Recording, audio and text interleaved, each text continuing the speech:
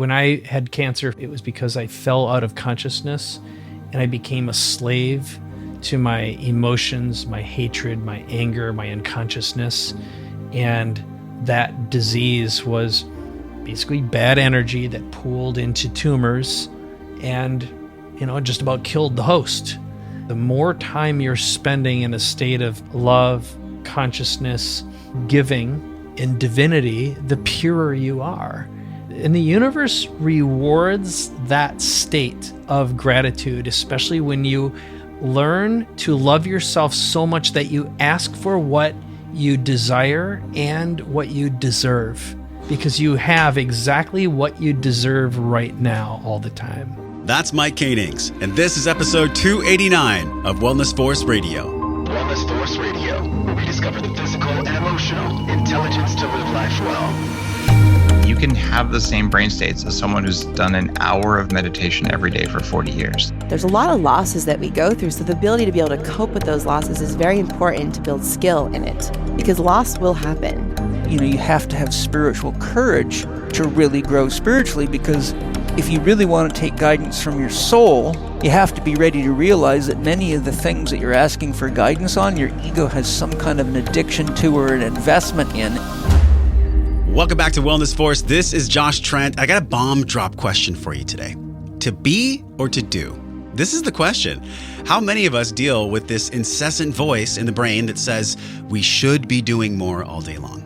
I don't care if you're an entrepreneur, if you're a parent or a working professional, or if you're just like an everyday human that takes deep breaths. I think we all can relate to this universal human struggle right now more than ever. How do I actually earn a living and create a life that I love with a sense of trust that I can be, that I can do, and then I will have all I ever need? And how do we do that in a sequential order? We have a world-class expert coming on the show to teach us how just to do that. Mike Koenigs. He was one of the original people that was a pioneer in the internet space way back when there was CD-ROM. He possibly might be an alien. We talked about this on the podcast. He is a 13 times best-selling author. Think about that. 13 books. #1 best-selling author, and his clients include Sony, TriStar Pictures, Dave Asprey, Bulletproof, 3M, Domino's Pizza. Mike is just a deeply inspiring human being. I got to meet him at the Upgrade Labs event this year. He's earned well over $50 million online. He's helped people in 121 countries start and build and grow and really reinvent themselves. Now, if you look at the law of reciprocity or the law of attraction, or if you just tap into the dream that most people have, the dream deep down is that I think we all want to get paid to be who we are, not just for what we do. And in the current modern industrialized world, this can be quite the challenge, which is why Mike Koenigs is coming on the show. Mike speaks from a place of truth where he's multiple times reinvented himself, coming from massive entrepreneurial success to having cancer, to pulling his business out of the ground by the roots and replanting it in brand new soil. This man is so tuned in and turned on to business, spirituality, and success. It's a true honor to be able to share his story and his wisdom. This is a true way shower with absolute wisdom for us to learn from today. We talked about energy work. We talked about energy workers and the differences between the two, how he was introduced to a completely new life after a trip to Egypt and befriending Deepak Chopra, Tony Robbins, and Neil Donald Walsh. We explore this concept of energy depleters, and also why we all have trauma, whether it's epigenetics or self-inflicted, how this shapes us, how we can begin to harness what has happened for us instead of just to us. This is a big differentiator. And we also talked about Mike's overarching concept of being versus doing. The core takeaways for all of us to learn how Mike has had success and really his hardest lessons that he's learned along the way so that we can use these lessons as intelligence for our physical and emotional understanding so we can live our life well. While we're here on the planet, it is imperative that we treat the planet with kindness and that we treat ourselves with the same kindness. This is why I treat my body with kindness through amazing sleep. Let's face it, sleep is my favorite thing to do.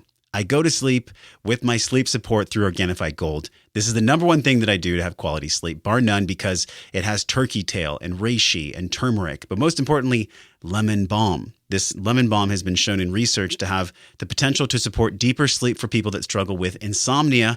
And as we talk about being versus doing, it's so unbelievably important to get quality sleep. That's where we get the strength to be. You can get better sleep tonight Do not wait. Give Organifi Gold a test drive. Go to Organifi.com/Wellness Force. Use the code Wellness Force to get 20% off this deep sleep enriching and also creamy tasting too. I make a almond milk. It's called a golden milk. I do it with the Organifi Gold. It's got these amazing adaptogens that help me sleep better because I just want to be kind to myself. You get to be kind to yourself too. Organifi.com/Wellness Force. Use the code Wellness Force for 20% off at checkout. Make sure you go to the show notes today at wellnessforce.com/289. We have the live video where Mike and I recorded this entire conversation in his studio here in San Diego. So now let's take a deep breath and drop in with the one and only transformational business influencer who has coached some of the biggest names in the entire wellness world for some timeless wisdom right here, right now with Mike Koenigs on Wellness Force.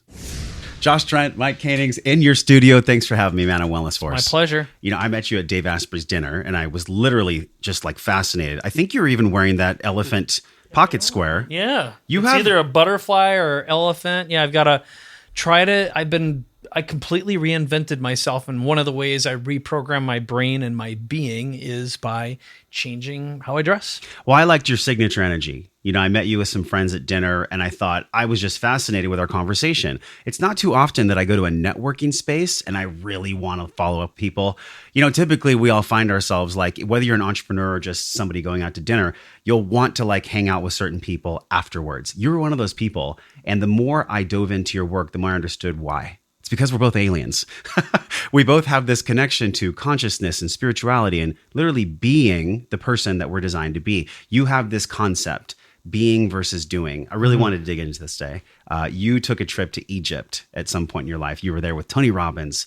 I think Neil Donald Walsh. I'm not sure, but I know Deepak Chopra, Wayne Dyer. Wayne Dyer. It was Tony Robbins that created a connection to make that happen, actually. What type of man were you in that moment when you were going to Egypt, and what brought you there in the first place? Well, I think it was the first time I went from being really, really broken to being somewhat not broken would be a good way of putting it. So here's what happened. I grew up in a very small, lower middle class environment. And my dad was a barber. He definitely did for a living. So he did a haircut and got paid. Yep. So, and I grew up in this environment where I always felt like I was born at the wrong place, at the wrong time, to the wrong family, in the wrong part of the world. And I hated being a kid. My life really began when I was 18 and I left home.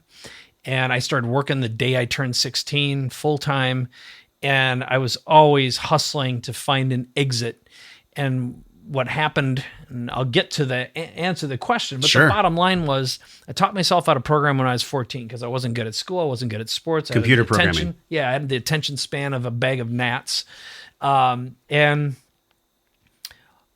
I guess I knew that was my way out. So if you fast forward a bit, I had started a business called Digital Cafe, a digital marketing agency. We were failing horribly. I, at one point, was about $250,000 in debt. I was paying my employees with credit card checks. Miserable. I was also married to my high school sweetheart, and the marriage fell apart. Suddenly, I'm broke, divorced. My business is a failure. Even though we had high visibility clients.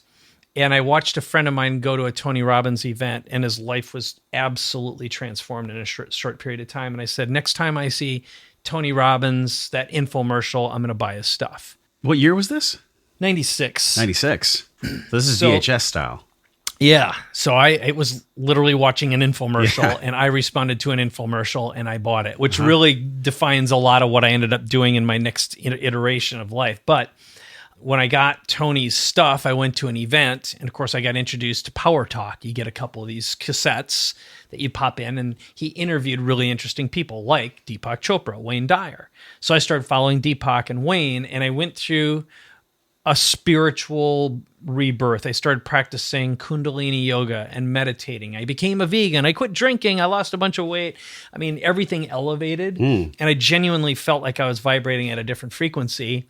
And I went to something called the Whole Life Expo. It was one of these live event places where they get a bunch of what I call fuzzy bunnies, feathers and crystals type of people together. Lots of white robes and like hanging big rocks from people's necks. Yeah. The whole deal. Every cliche you can imagine was there.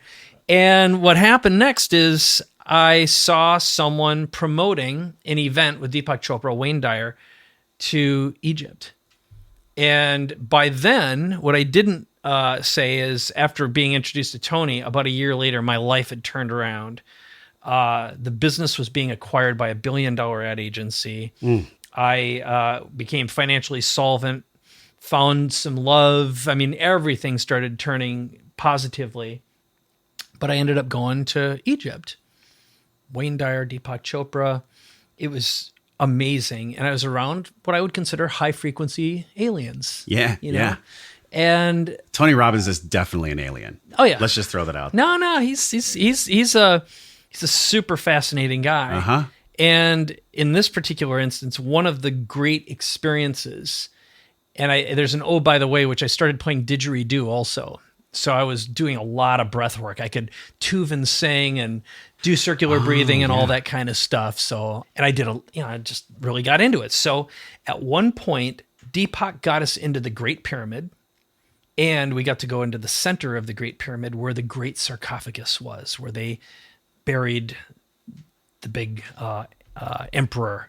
I don't remember which one. Yeah. Whoever was in the big... So he has a long name, whoever he was. Yeah. Tutankhamun? I don't know. I don't think it was Tutankhamun. He had a different one. That's why I can't remember. But in that room, it turned out to have a very crazy resonant frequency. Because I could chord my voice at that point, I was laying in the Great Sarcophagus in the center of the big pyramid, which some people consider to be energetically one of the most powerful energy vortices on the planet. More than Sedona. Yeah. Okay. Oh yeah. This is why they built where they built. Yeah. Right. And I chorded and I was like, blah, and the whole room shook. And there were like 60 other people in there, including Dyer and his wife at the time. And everyone chanted in, and we like hit this frequency. I had the experience, like the physical and spiritual experience of a true out of body / like an energetic flash. I had a physical equivalent of an orgasm. It was amazing. And I just like suddenly was sweating and I like almost passed out, came to, and people pulled me out of the sarcophagus. I had no strength left. And I remember walking out of there, and it was scary but profound. Sure. And I think at that point I was like, holy cow, I really hit this different space. And, if you fast forward a year later, I met someone who invited me to travel on a very similar spiritual, archaeological, archetypal journey to Greece. And it was there that I met my wife, who almost went to Egypt the year before, and she used to work for Deepak. Wow. And used to run his event business. Yes. And the other person on the trip that I met was a woman named Arielle Ford, whose sister was Debbie Ford, a very, very famous spiritual guru who had been on Oprah, et cetera, et cetera. But Arielle was the #1 publicist for 11 New York Times #1 best-selling authors, including Deepak Chopra, Wayne Dyer, Neil Donald Walsh, worked with Jack Canfield, Louise Hay, Don Miguel Ruiz. I mean, all the great original, I'll say, kind of like spiritual folks. And she and I ended up starting a business together after I got married to Vivian, and we moved to San Diego, and the whole thing just evolved from there. Thank you, because I'm sitting in your home, this incredible studio you have here in your home, and Vivian's name is here on the wall. Yeah. Which is fantastic. Yeah, and she's my queen. I think about the way that we all want to do less. Everybody wants to do less. I mean, look, I'm an entrepreneur, like I'm in the grind and the hustle all the time, but I also schedule in the non-doing, the being. And it's interesting that you went with Tony Robbins, of all people, to Egypt, because he said, Mike is an extraordinary man. It wasn't Tony. Oh, it wasn't Tony. It was not Tony. It was Wayne Dyer, Deepak Chopra. Deepak Chopra. Yeah. So then, but what's interesting though, but I got introduced to him from Tony. You kind of got his resonance there in a way. So he said about you, this is Tony Robbins about you. He's brought me insights on how to reach people on the internet are so valuable. This is a man you should deal with. Take advantage of what he has to offer. That was actually old from your YouTube. Have things changed since then for you? Well, So I'll give you, again, a couple little nuggets, and then I'll answer the question. Yeah. So after moving to San Diego, the first person I called was a guy named Chris Hendrickson, who was the guy who answered the phone when I called from an infomercial and ordered Tony Robbins Power Talk, okay? Or Personal Power. And the first person I called when I moved to San Diego was Chris Hendrickson, who was my account rep at Tony Robbins. His wife is Pam Hendrickson, who worked for Tony for almost 20 years and produced most of his products. So as we evolved and our relationship evolved, eventually one day, Pam called me up and said, Tony really needs some help marketing online. Would you meet with him? I'm like, hell yeah. Yeah. I mean, no, absolutely not. Sure. And what ended up happening is I helped set up his first home studio, his video studio, then introduced him to Frank Kern, Jeff Walker, Russell Brunson, Brendan Burchard. That later led to Marie Forleo and a whole bunch of other online marketers, Dean Jackson, Dean Graziosi, and that ended up evolving into a relationship he had with Joe Polish. I mean, a lot of online marketing pioneers, some of the originals. And we helped him with a product launch, helped create a product called Money Masters, which was the equivalent of Power Talk, but with online marketers. In a lot of ways, I would say Tony was the guy who legitimized that online marketing space. But if you fast forward about 15 years after, for me, building and selling a number of businesses, I reached a point where I hated everything, just felt wrong. And hate's the wrong word. I felt... You felt misaligned in a way. Completely misaligned. And I had realized later on, the way I describe it is my soul hurt. And I had outgrown who I was, what I did, why I did it, who I did it for. And went on another journey. And that was just about 2 years ago. What kind of journey did you go on? Well,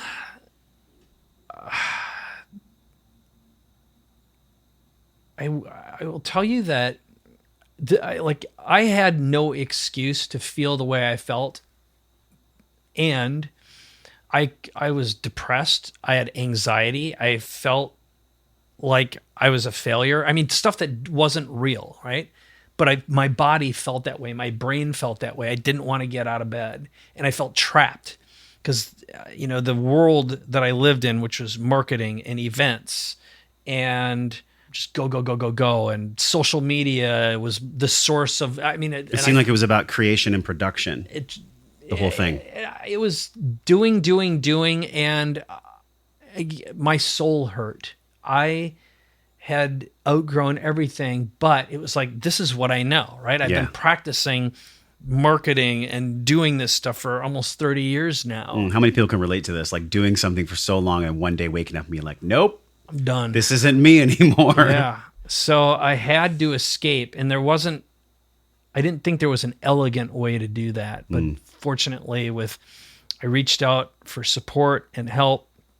I have my amazing wife, my son, but it got so bad. Like I can tell you, I don't have the courage to kill myself, but I wanted a truck to run into me and just take me out. And again, I have no excuse, right? It was like, but something was wrong.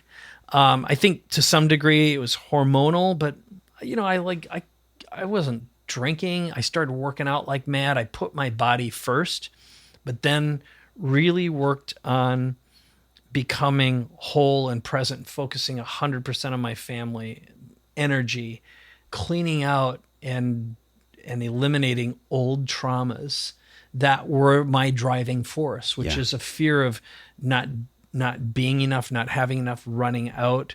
I mean, primitive stuff. Yeah, all of us deal with trauma at some level. You Totally. mentioned this on your podcast with Dan Sullivan, which we'll link in the show notes. One of the coolest episodes I've ever heard. And it blew me away because this kind of pendulum of trauma that we all have, sometimes the trauma swings really hard at certain points in our life. I've dealt with this too. I'm 39. I've done a lot of trauma work. But one thing you mentioned about trauma is that we all have it. It's epigenetics. It's from other people. It's maybe self-imposed. But identifying which one it's from, does that even matter? Or does really just the work digging out the trauma the one that transcends us? Well, I think at the end of the day, what I believe to be true is, we really are a union of flesh and spirit, right? We're spirits in the material world. I happen to believe that there's a high probability we're like alien consciousness inhabiting. This is what brought me to your house, dude. Yeah. An intelligent doggy for a period of time, 85 years. That is a sacred, we are in fact resembling our creator. We are constantly evolving, and the universe is forcing evolution all the time. I also believe that on a continuum, on a time basis, we exist because we get to inhabit flesh for 85 years or however long we last. It's going to be 120 with the longevity stuff that's out there. Yeah, and it doesn't, and all that is just an illusion, okay? All this trauma, it's a matter of identifying and realizing. This is one thing I really learned when I had cancer, for example. I became a non-judgmental observer of my flesh, okay? I got to exist outside and look at this body, but know my body wasn't me, and only feel compassion, empathy, and love for the flesh. And also know that I was a timeless being that was given the gift of experiencing time, sexuality, polarity, the ability to create, and love, and know that, and have an identity, an ego. Okay, but once we're released from our flesh being and we go back, I think souls are recycled. It's it just makes logical sense. If the universe is a fractal upon itself, and our bodies are, this is a collection of matter and energy that's bound together. It just makes sense that our souls would be too. They are eternal. Mike, how much of the epigenetic component can you honestly say was yours? Or was this something where this was from other people that the trauma clearing was connected to? Yeah, so I think one of the things, you and I have talked about this a little bit, we're self-identified aliens and the people we are aligned to, we resonate with. Body. Right.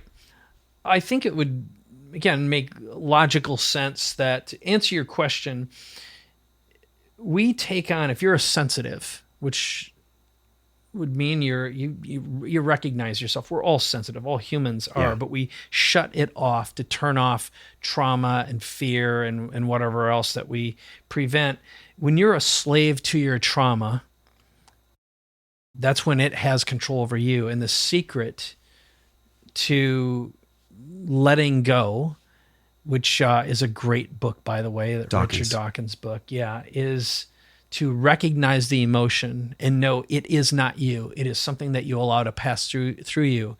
And if you allow the meat hooks to grip, that's when this stuff accumulates. And you've got traumas, which are just repurposed circular, they're like cyclones of fixed emotion that's wedged in you. It's like getting hooked with a fish hook in your flesh, and it doesn't get out until you learn to clip it or just observe and let it pass through you, right? So is it going to hook you or not? Yeah. The epigenetic component, I think, is real, because I think about my grandfather and my mom's side, both of them coming over to Ellis Island and poverty consciousness. My grandma used to put mayonnaise in a little tiny beaker, the smallest Tupperware you could ever imagine, yet she had $1 million in the bank. So we all go through these almost like complete and utter negative paradoxes in our lives. And I think about how many people are watching and listening that like are in a current position in life where they know it's not theirs, but how do they actually develop like the gut strength, the heart strength to move through it? Because look, people have responsibilities, man. You have a family. Yeah. For people that have those external responsibilities, what's the gut check moment for them? How do they move forward in that space? I think the real secret is it's mastery of the union of the flesh, meaning the first step is you've got to exercise, because that is the best way to create a union between your flesh and your spirit, and push it and sweat it out, and also get your biome functioning. Because the other part of this is, as we are just collections of a lot of trillions of cells and little intelligent particles and bacteria, all of which are eating stuff and feeding the flesh body.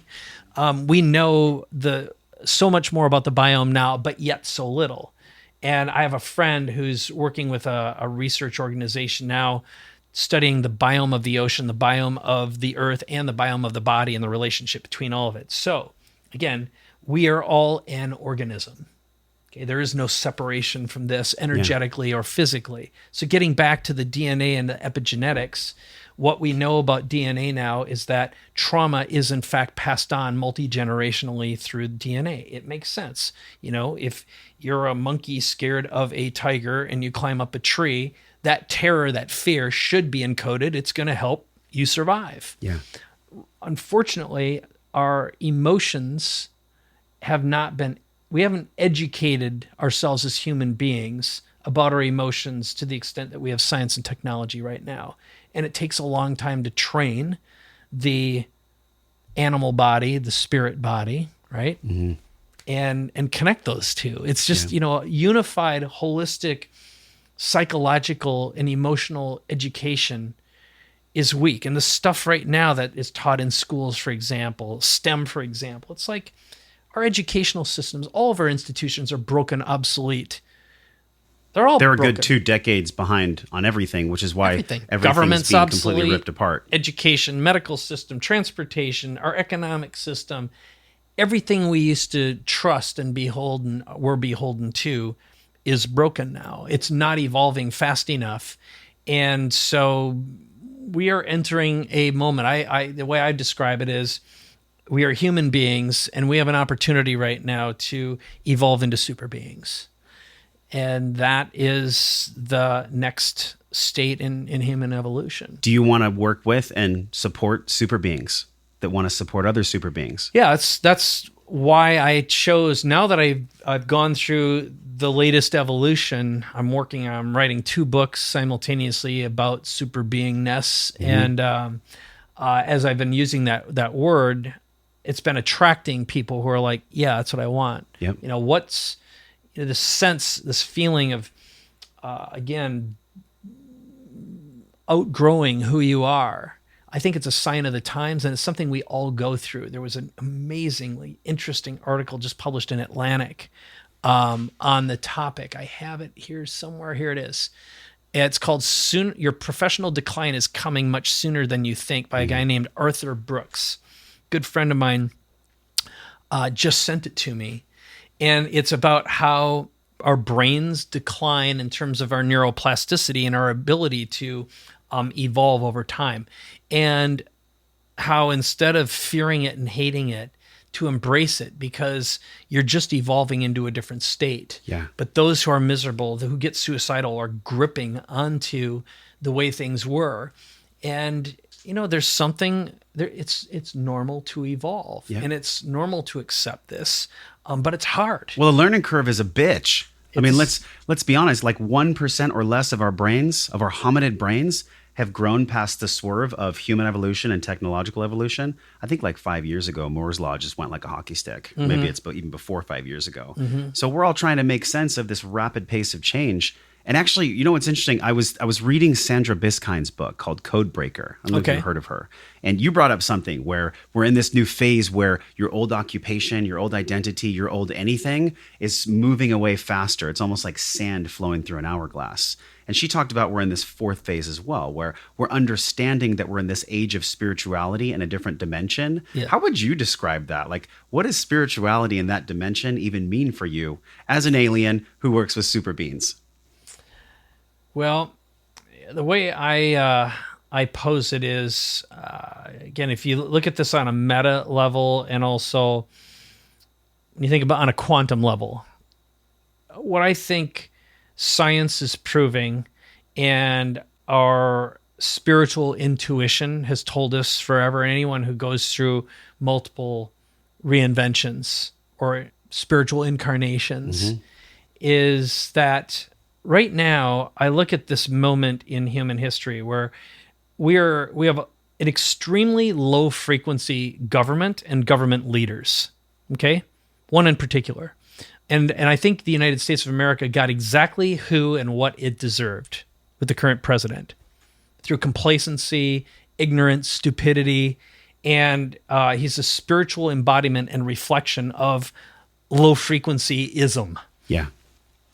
And it's also emblematic or a spiritual representative of the fear in us as a body, and also the slower to evolve spiritually, gripping onto an old paradigm that no longer serves humanity. Was that paradigm the fear paradigm? What is that paradigm they're gripping to? I think this fear, anger, hatred, bullyism, you look at what social media at its worst represents, okay, which is in general a giant toilet.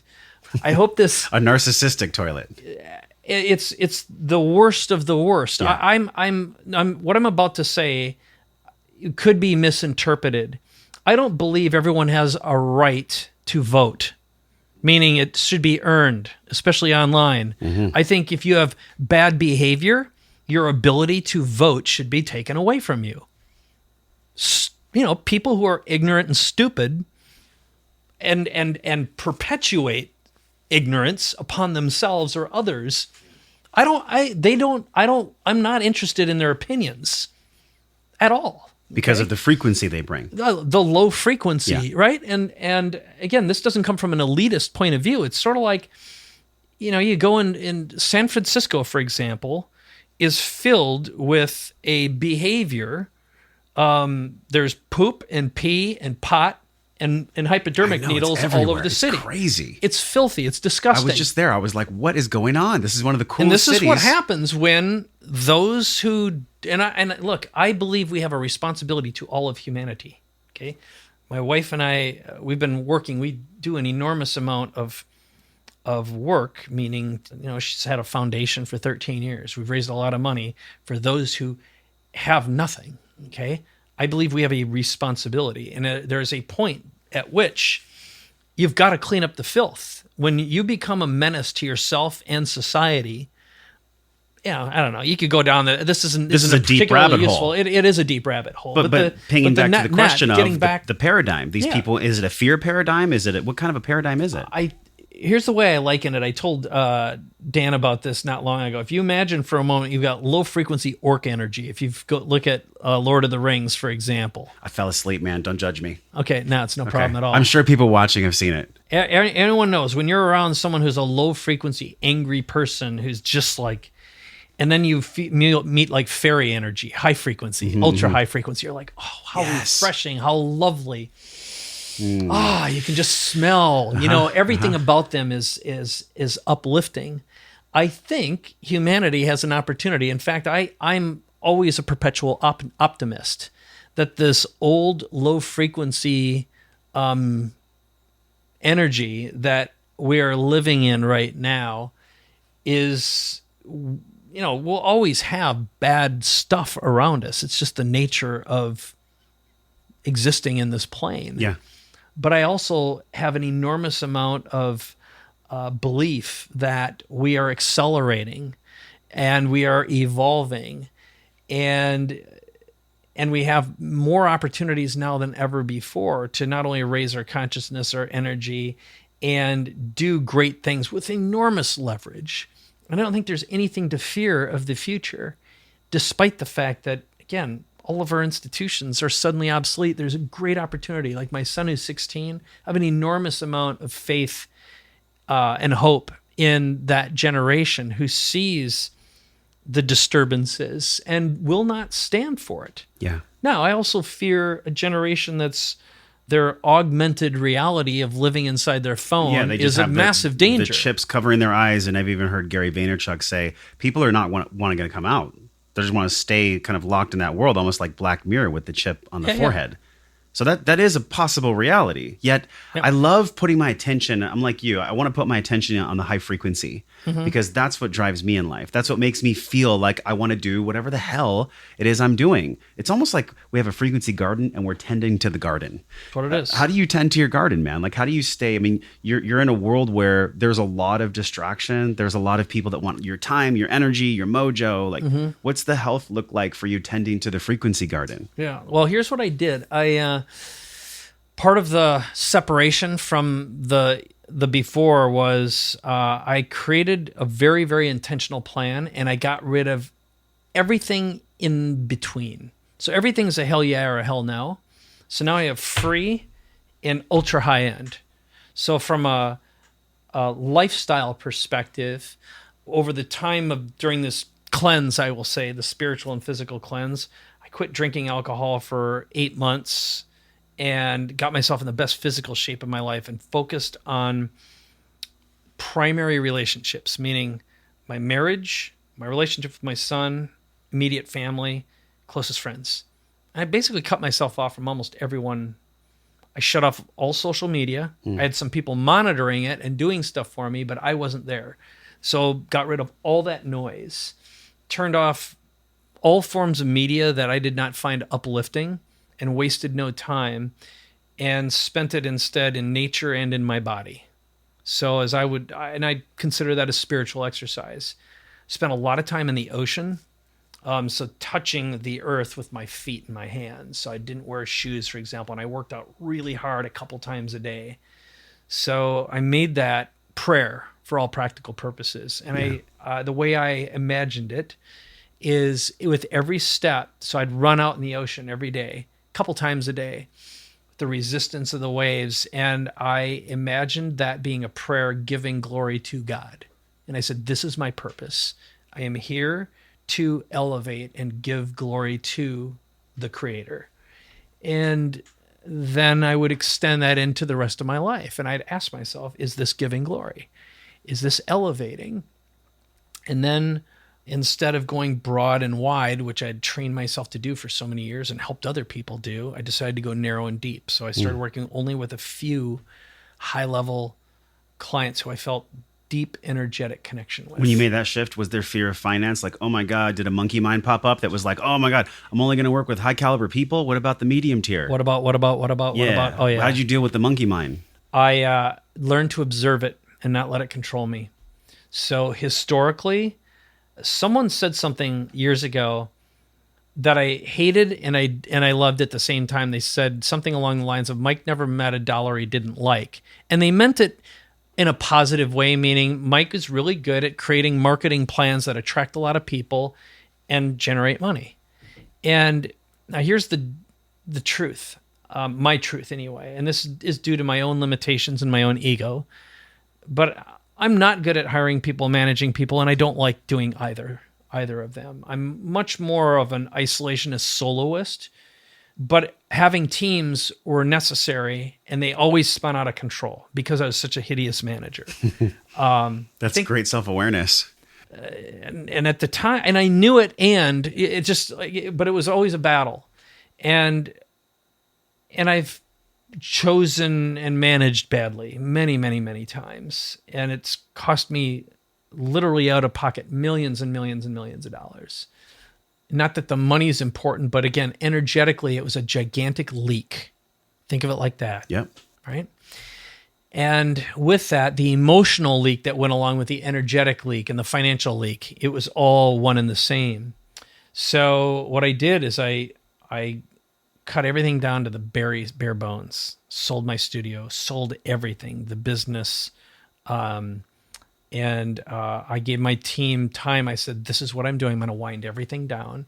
I kept my executive assistant and one support person. Otherwise, everyone's contract from, at time, my teams could expand to be 50 people at times. And with that, I bought so much time and also got really focused, saved like crazy. And, my wife and I have saved over time, so I didn't have to work for a chunk of time, but I just set up really specific goals that were attainable.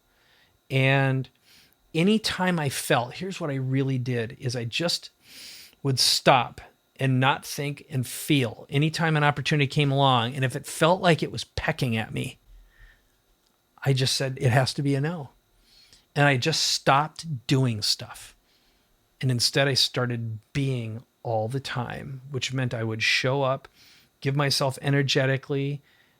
And if it felt like it was going to nag or peck, I just stopped. And I didn't do it. This is so powerful, and it can bring up such a fear response in people because I think all of us in our gut, like we want to be in the being, but yet current responsibilities in monkey mind serve, terror. We have to do. Yeah. So it is terrifying. It's terrifying. But you have to practice feeling it and realizing, here's the way I would frame it when I talk to other people. Because a lot of people have said, teach me how to do this. Teach me how to be. Yeah, tell me how in to my be. business. Let's do.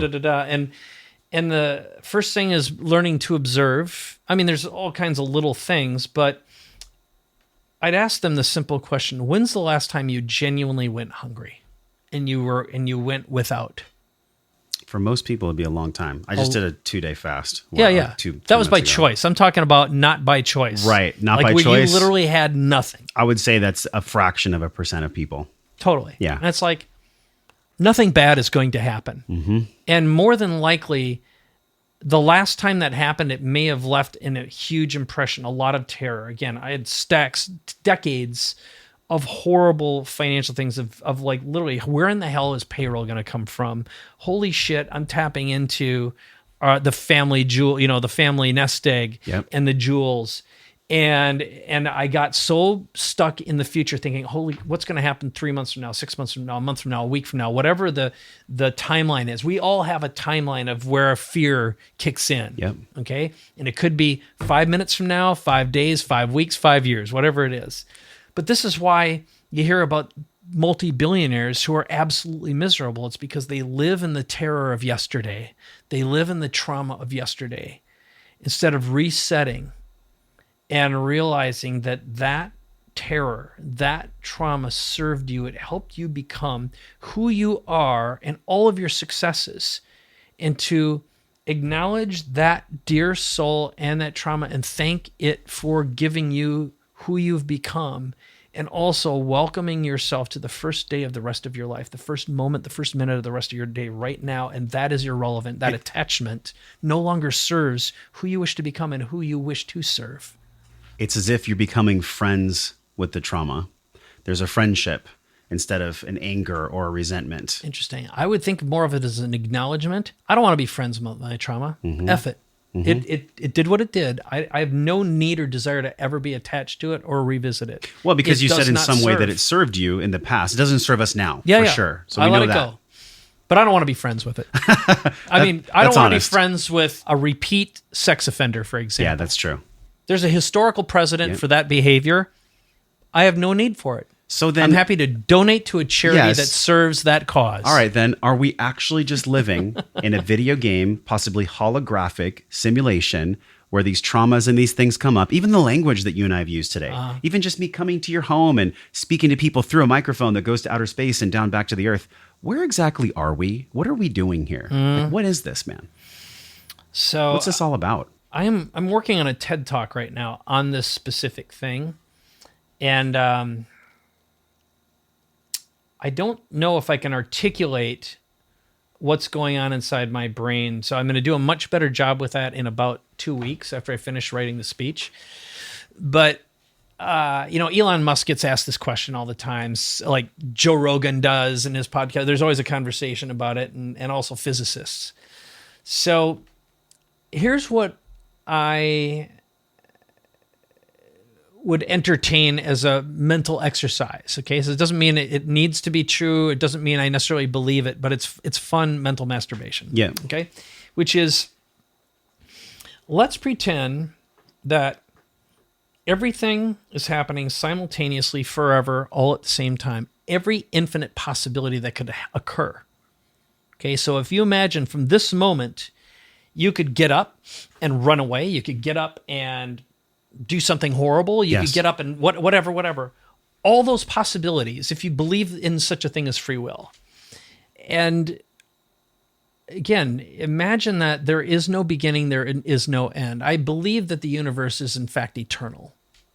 It's just always been. And I do believe in a universal consciousness. Let's call it God. Yep. Okay. And I also love the notion that man was created in God's image. So we have a godlike identity and an image, and the nature of God, the nature of man and woman is to constantly evolve, to love, to procreate, to experience an identity. Again, to give glory to God, to give glory to your creator is to become self-realized. Do you feel like you're an individuated fractal of God or universe itself, experiencing itself through you? Precisely. And so this notion of the universe, or this being a fractal or being a hologram, it's like Of course this is a simulation. Look, you've got 5 senses. That's all you have. Yeah. Now the question is this a man-made creation? And what I would argue is we are created in God's image. I believe we have and are God within us, okay? We are, in fact, creators. That is what the experience of flesh is about. To become fully realized is to realize we are divine. We are a divine fragment or a shard that happens to have an identity, not all identities as the Creator does. And so whether or not this is a man-made, so I think what we're on the road to do right now, if you look at it on a spectrum, there's a bunch of stuff online about orangutans who are fishing and using spears, and a bunch of monkeys who are starting to use tools. They're just observing some new behaviors where they've learned from man or they learn amongst themselves, but it's advancing within lifetimes right now. I think the nature of all of the animal kingdom is to continue to evolve, okay? And I think, again, whether or not God, Creator, created man all at once, Adam and Eve, boop, here you go, or, beings evolved into man. Yeah. I think that's an irrelevant conversation. Not important, not interesting, completely unimportant. What I do believe is that what man is doing right now is we're creating robots. We're going to get to the point where it's Blade Runner. We're going to be creating men and women and new beings, just as we are resurrecting dinosaurs. We're creating universes within computers. And I just met with a gentleman who's developed an artificial retina last week, okay? The retina can see, so in other words, you'll have a chip embedded in an eye that doesn't work anymore to replace the rods and cones. It provides 20/15 vision. Wow. Okay? That's like profound. It's a breakthrough. Better than our eyes. With now there's drawbacks because you have to wear goggles. Does this scare you? Does this frighten you at all? Not at all. I think it's natural and normal. Yeah. There's nothing to fear because we are divine. Now, at this moment in history, we've got abusers. We have bullies amongst us. But I think as a society, one of the things that social media is conditioning us is it's like being a total a-hole online. There are going to be tools that are going to stop that behavior. You will be banished from having a voice. When blockchain occurs, okay, and let's just pretend for a moment that blockchain is actually representative of stuff we manufacture and make as human beings, right? Okay, we are in fact recreating nature as mini gods. And it's holy work. It's divine work. We're giving glory to God. That's the way I see it. So it makes sense that in a short period of time, we're going to have a little filter. And all of our behaviors might be running through a blockchain. We'll be like, oh my God, that's scary. Yep, it's going to be scary for a little while because some jerks are going to abuse it. It always happens. But once it kind of figures itself out and it normalizes itself, it's going to be okay. It's going to be as normal as using email or what faxes were not that long ago or mail. People probably thought books were the devil not that long ago, Sure. okay? TV. All technology TV is the going to devil. look like the devil. So we're going to have to evolve past our fear and past the abusers abusing the tools. But as it normalizes, what I believe is going to happen, and we've seen this in, was it Black Mirror before, where Sure. you can decide to just shut someone off, okay? So someone who's a big a-hole, let's just say you turn on the Trump filter. Nothing associated with that thing will show up. You won't hear it, you won't see it. It will simply not exist. Yeah, but the only challenge is we're all sharing the same reality. Yeah, of course. So how do we deal with that when you delete someone? Yeah, and that's an interesting question, right? The truth is, you can choose through force of mind and discipline. I mean, you could choose to leave your phone behind, and if you had the discipline and foresight to invest in some property or land, and spend 10 or 20 years working hard to cut yourself off and live on Golden Pond, okay? Now someone will say, well, there aren't any of those. There's plenty of space, okay? There's lots of ways to isolate yourself if you choose to have the discipline, Yes. okay? So whose lie, whose reality do you decide to buy into through ignorance or through choice and decision? And what I would argue is you have the ability to filter out anything through strength and will and discipline at any time, and choose only to filter and see that which is pure and divine and whole. That just made me take a deep breath, man, because it hit me in such a truthful part of my body. I think about breath work. You mentioned breath work when you were there in the pyramid with the resonance, you passed out. I feel like breath work, plant medicine, altered states of consciousness. A lot of people in our circles are heavily diving into this. There's a mastermind coming up at Rhythmia this year about it.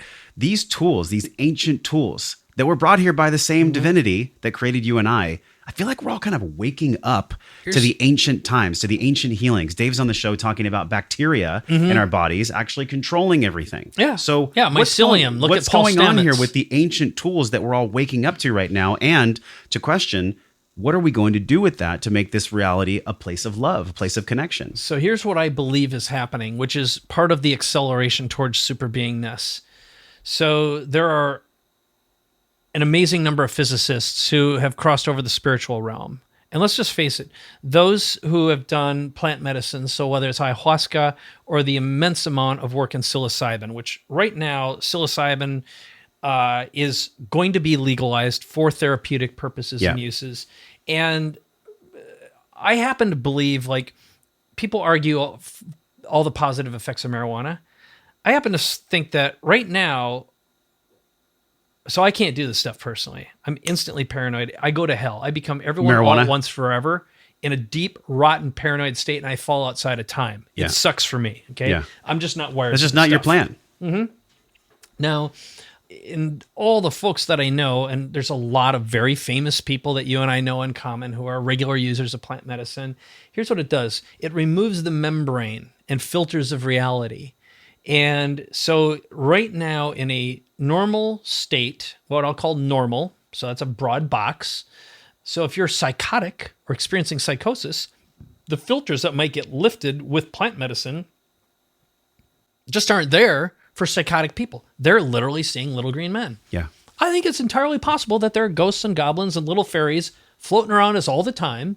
And when your filters are lifted and you can see them, they can experience you as well. Wouldn't it just make sense that we couldn't see, feel, experience a lot of stuff not that long ago?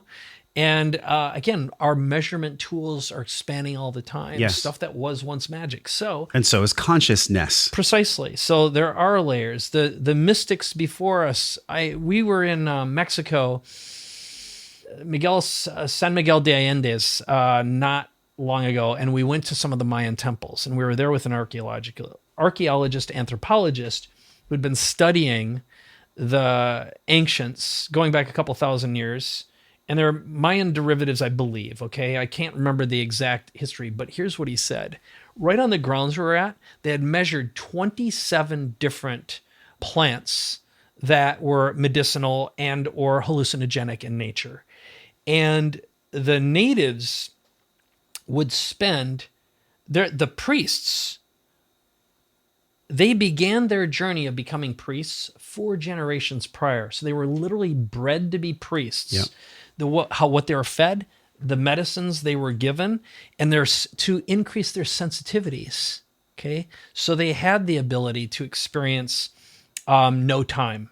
They had the experience to cross the chasm. Where does creativity come from? Okay, look at Nintendo. Okay, Mario, the mushroom in Mario was a psilocybin mushroom. Okay, yes. And I mean, there was a period of time when Steve Jobs said he'd never trust anyone who hadn't done acid. And I've heard that in Fortune 50 companies, they take people out to Burning Man and they'll do some sessions with them and some journeys This is the Google. to see if they can actually gel You're together be a Google in business. Exec. You're going to You got to go through the fire with us. Yeah. And all the work with stealing fire, all the plant medicine books, and I've had a lot of deep conversations with many of the authors. Yeah. And also, again, I'd say high visibility, very famous people who you'd never think would be doing this deep work.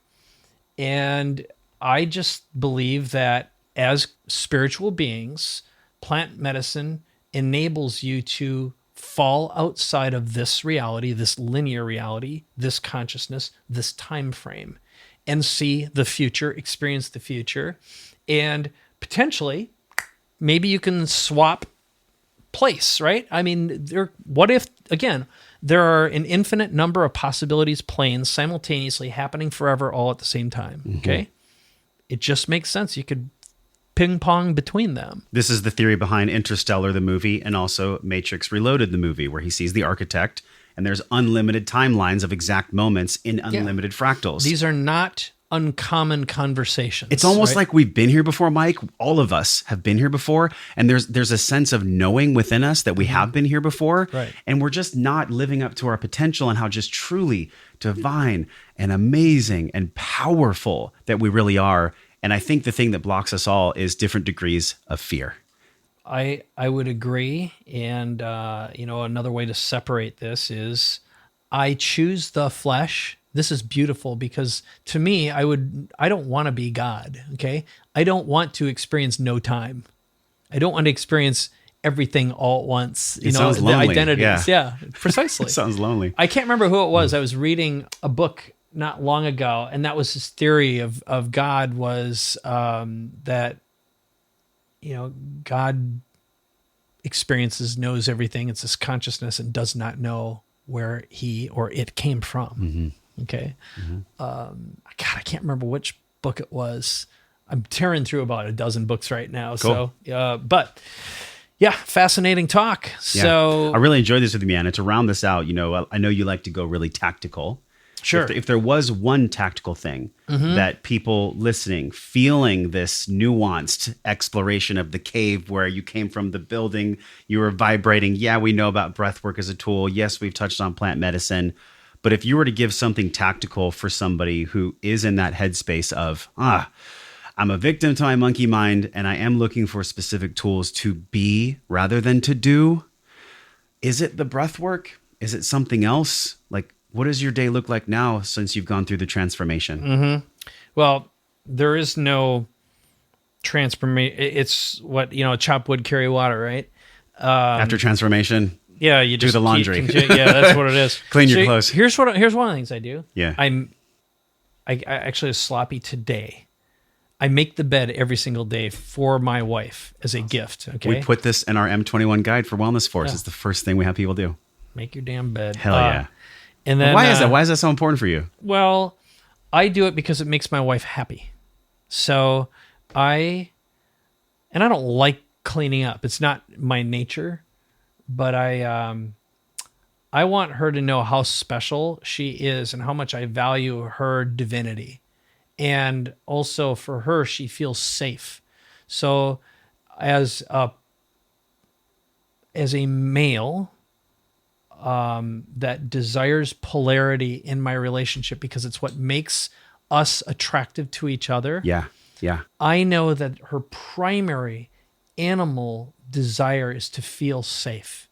So everything I do now, whether it's the tones and volume coming out of my voice, how I show up, how I move towards her, how I hold her, and how I treat our sacred environment, I spend my time living in the spiritual realm while I am with her and not in the physical. In other words, you and I are experiencing each other through sight and sound, and we shook hands through touch. In this, I'm spending my time living in the spiritual world, always aware of it, and how energetically my emotions that become energetic objects affect her, and how my presence affects her and my son and those around me. So I think granularizing my attention to being present is what I'm focusing right now on in this current state. And again, thinking through that, how do I give glory to my Creator by embracing the divine and divinity? And I want to pause here because I think people watching, listening are feeling like, what Mike said might be too simple. Oh, what do you mean granular presence? What do you mean just make your bed? Like sometimes these things can seem so almost like mundane or beginner, but yet the question remains like, are people actually doing them? Because I think everybody's hungry for intelligence. Every single day, yeah. And this is what we explore on the show, Mike, is this physical and emotional intelligence. Like, how do we live our life well, which is what's right behind you, through discovering this intelligence. And you've dropped some serious intelligence on us today. So thank you, man. Thank you for going through all these thresholds, being this beacon of high frequency for all of us. And that's what drew me to you, this energetic component. So thank you. And please answer this question for me at this intersection of physical and emotional intelligence, the discovering process which we're in. How do you define wellness? So in the middle of the physical and the emotional and the spiritual, what does wellness mean to Mike Koenigs? I think it's a holistic integration of body, spirit, relationship, conscious. It's staying conscious, remaining conscious. I think when I had cancer, for example, it was because I fell out of consciousness and I became a slave to my emotions, my hatred, my anger, my unconsciousness.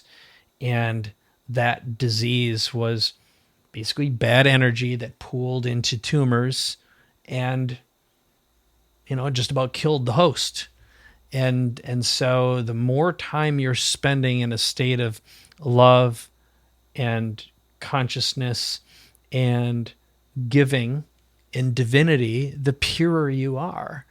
And the universe rewards that state of gratitude, especially when you learn to love yourself so much that you ask for what you desire and what you deserve, because you have exactly what you deserve right now all the time. I just got the biggest chill. I had a psych K session yesterday that was 3 hours, and the exact statement you said was in my session yesterday. How's that for high frequency? Thank you for coming on the show, man. I appreciate it. It's my pleasure. Yeah, all right. This was fun. Okay. Thanks for listening to the show, my friend. Everything you learned on this podcast starts with your morning practices. So from over 300 world-class guests, we pulled together 6 simple yet powerful morning practices down into a 21-minute system guaranteed to increase your vibration and the way that you feel every day. Get this free, powerful guide over at wellnessforce.com/M21. And if you love this show, share it with somebody. Share it with somebody that you love or that you care about. You can support the show easily by leaving us a 5-star review on iTunes.